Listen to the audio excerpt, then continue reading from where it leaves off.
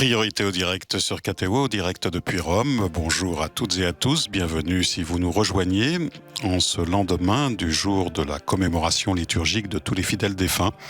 Nous nous retrouvons en direct depuis la basilique Saint-Pierre de Rome pour la messe présidée par le Saint-Père à l'autel de la Chaire, messe de suffrage pour les cardinaux, les archevêques et les évêques décédés au cours de l'année écoulée. Et la procession s'avance avec le chant du psaume 64, « Il est beau de te louer, Dieu dans Sion, de tenir ses promesses envers toi qui écoutes la prière. » Avec l'antienne, « Donne-leur, Seigneur, le repos éternel, que brille sur eux la lumière éternelle. »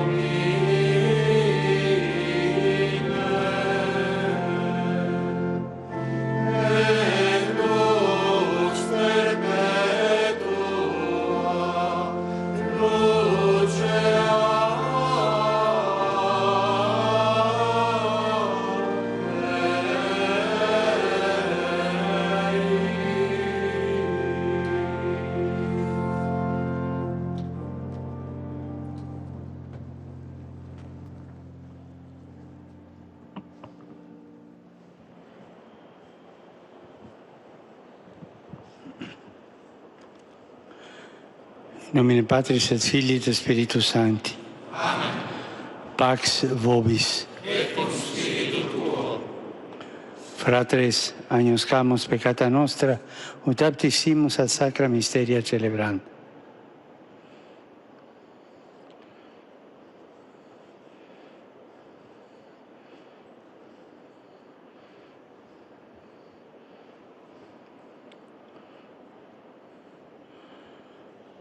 confiteor Deum et vobiscum, qui peccami, verbo, opere et omissione, mea culpa, mea maxima culpa. Ideo precor beata Mariam semper Virginem, omnes angelos et sanctos, et vos fratres orare pro me, ad Dominum Deum nostrum. Miserator nostri omnipotens Deus, et dimissis peccatis nostris, perducat nos a vitam aeternam. Amen.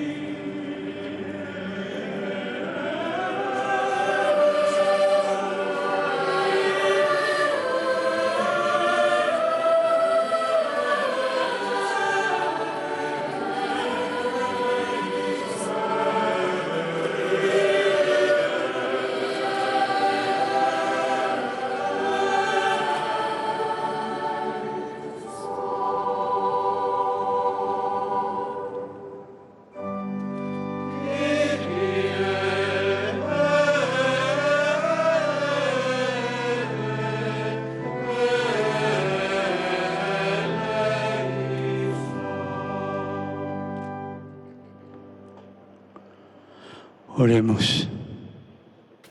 Prions.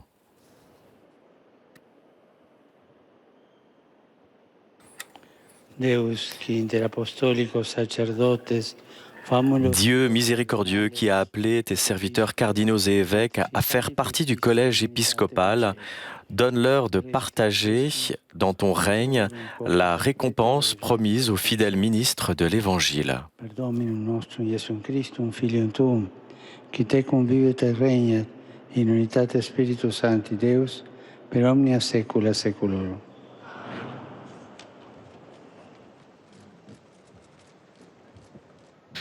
Et nous entrons dans la liturgie de la parole avec la première lecture tirée du prophète Isaïe au chapitre 25, proclamée en français. Du livre du prophète Isaïe. En ce jour-là, le Seigneur de l'univers préparera pour tous les peuples un festin sur sa montagne. Sur cette montagne, il fera disparaître le voile de deuil qui enveloppe tous les peuples et le linceul qui couvre toutes les nations. Il fera disparaître la mort pour toujours. Le Seigneur Dieu essuiera les larmes sur tous les visages et par toute la terre, il effacera l'humiliation de son peuple. Le Seigneur a parlé. Et ce jour-là, on dira : voici notre Dieu. En lui nous espérions et il nous a sauvés. C'est lui le Seigneur, en lui nous espérions, exultons, réjouissons-nous, il nous a sauvés. Domini.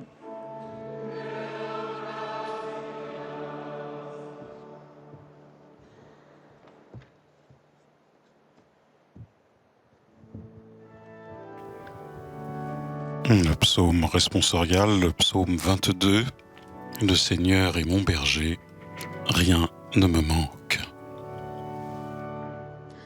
Il Signore è il mio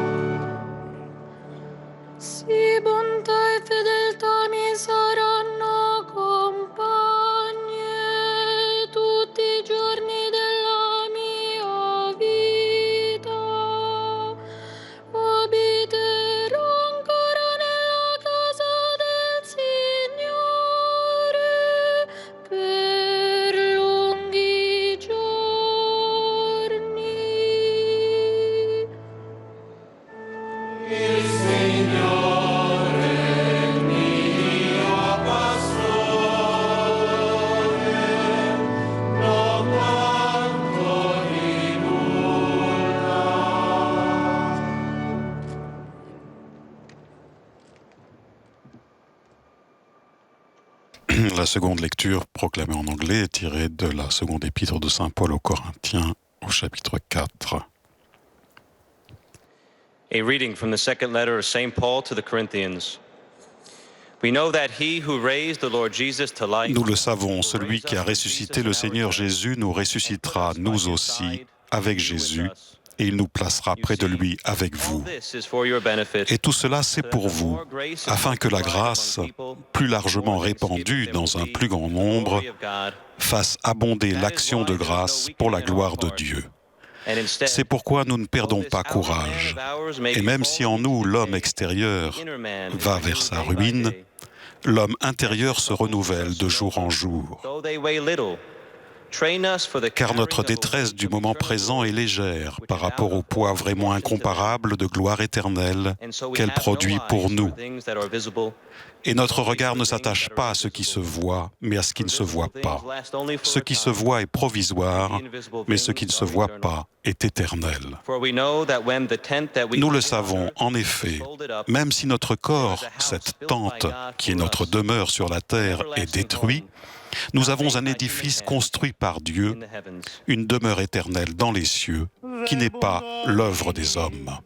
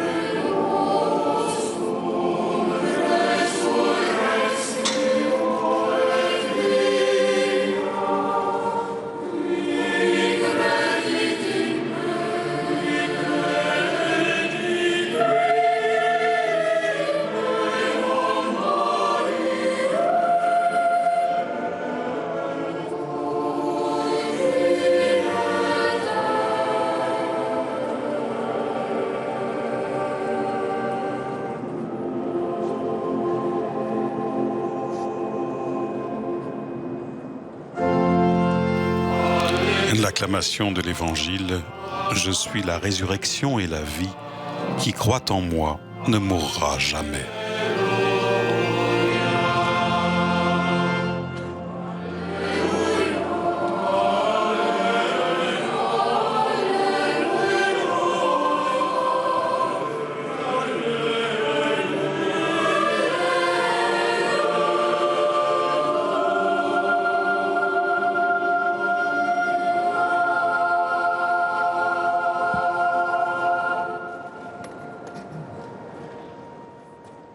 Dominus vobiscum.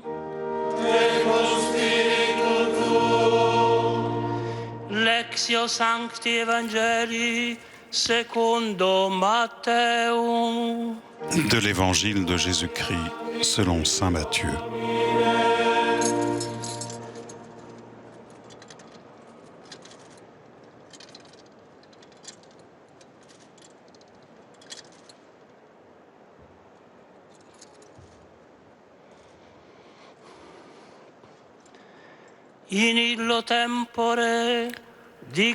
En ce temps-là, Jésus disait à ses disciples cette parabole. Le royaume des cieux sera comparable à 10 jeunes filles invitées à des noces qui prirent une lampe pour sortir à la rencontre de l'époux. 5 d'entre elles étaient insouciantes et 5 étaient prévoyantes. Les insouciantes avaient pris leur lampe sans emporter d'huile, tandis que les prévoyantes avaient pris avec leur lampe des flacons d'huile.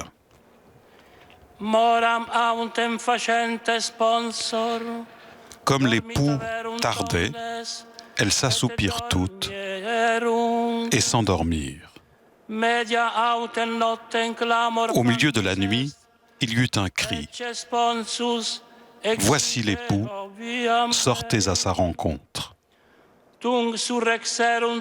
Alors toutes ces jeunes filles se réveillèrent et se mirent à préparer leurs lampes. Les insouciantes demandèrent aux prévoyantes, « Donnez-nous de votre huile, car nos lampes s'éteignent. » Les prévoyantes leur répondirent, « Jamais cela ne suffira pour nous et pour vous. Allez plutôt chez les marchands, vous en achetez. » Pendant qu'elles allaient en acheter, l'époux arriva. Celles qui étaient prêtes entrèrent avec lui dans la salle des noces et la porte fut fermée. Plus tard, les autres jeunes filles arrivèrent à leur tour et dirent « Seigneur, Seigneur, ouvre-nous » Il leur répondit « Amen, je vous le dis, je ne vous connais pas. Veillez donc, car vous ne savez ni le jour ni l'heure. » Verbum Domini.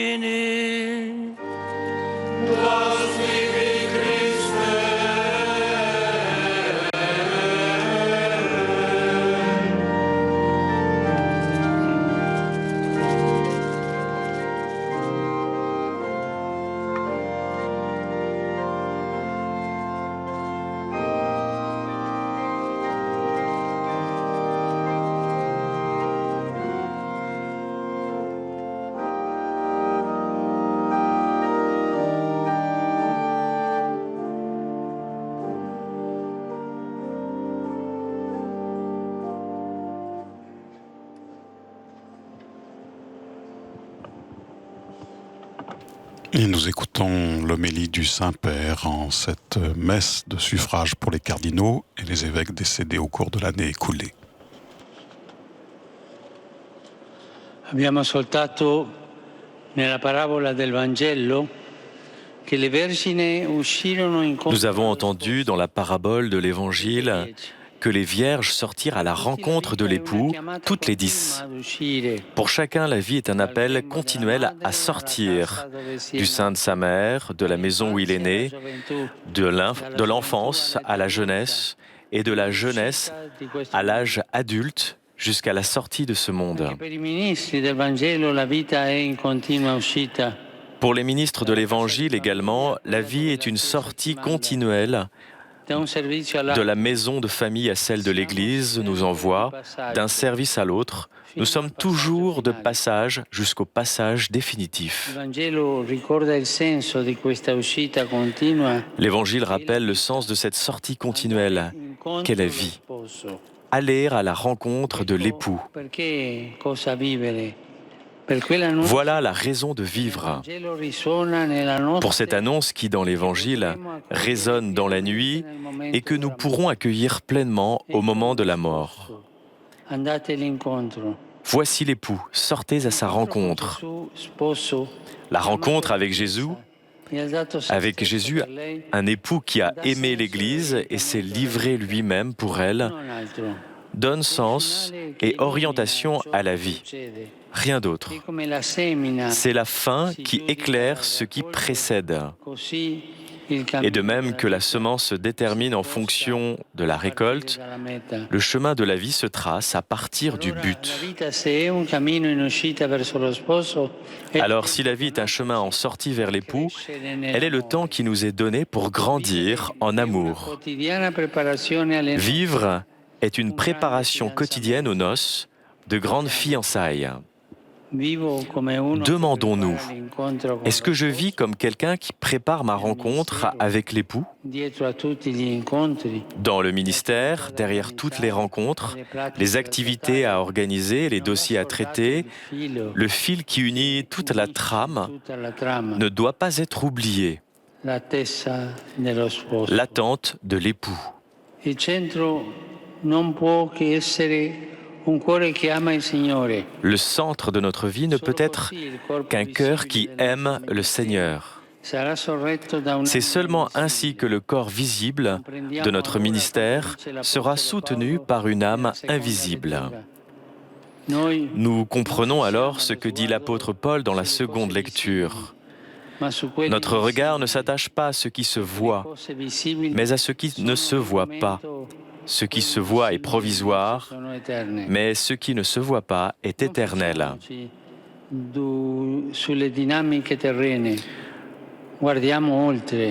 Ne nous fixons pas sur les dynamiques terrestres, mais regardons au-delà. Cette célèbre expression « l'essentiel est invisible pour les yeux » est vraie. L'essentiel dans la vie, c'est d'écouter la voix de l'époux. Elle nous invite à entrevoir chaque jour le Seigneur qui vient et à transformer toute activité en une préparation aux noces avec lui.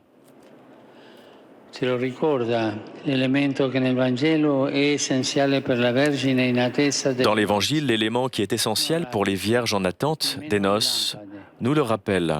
Non pas le vêtement, ni même les lampes, mais l'huile conservée dans de petits vases.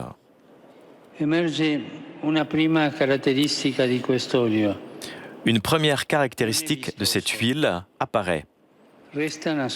Elle n'est pas visible, elle reste cachée, elle n'apparaît pas, mais sans elle, il n'y a pas de lumière.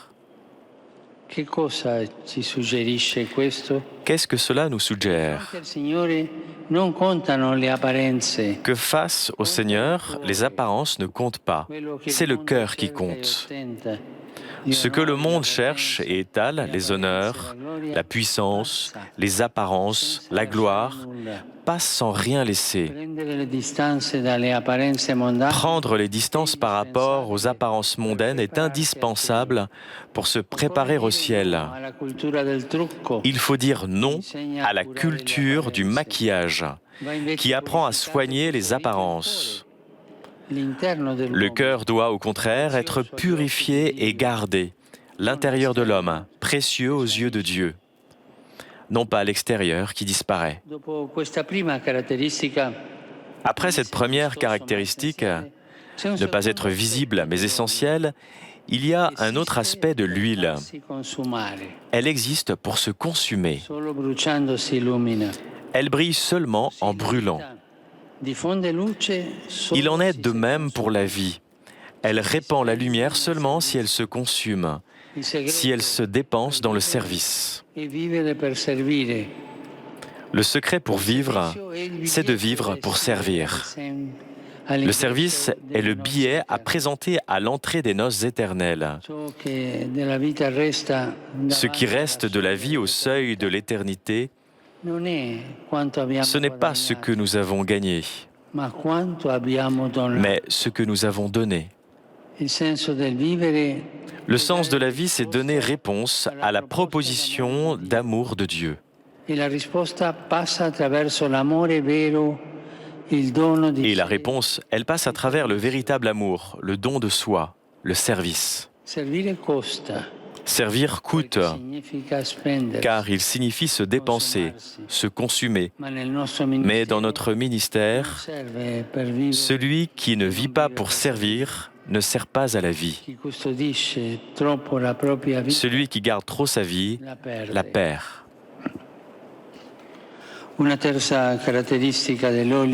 Une troisième caractéristique de l'huile apparaît de manière significative dans l'Évangile.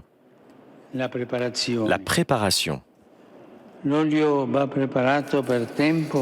L'huile doit être préparée à temps et portée avec soi. L'amour, certes, est spontané, mais il ne s'improvise pas. C'est dans le manque de préparation que réside la sottise des vierges qui restent au dehors des noces. C'est désormais le temps des préparatifs. L'amour doit être alimenté dans le moment présent, jour après jour. Demandons la grâce de renouveler chaque jour notre premier amour avec le Seigneur, de ne pas le laisser s'éteindre. La grande tentation est de s'aplatir dans une vie sans amour, qui est comme un vase vide, comme une lampe éteinte. Si l'on ne s'investit pas dans l'amour, la vie s'éteint. Les appelés aux noces avec Dieu ne peuvent pas se coucher dans une vie sédentaire, plate et horizontale, qui se poursuit sans élan, cherchant de petites satisfactions et courant après des reconnaissances éphémères. Une vie terne, de routine, qui se contente de faire son devoir sans se donner, n'est pas digne de l'époux.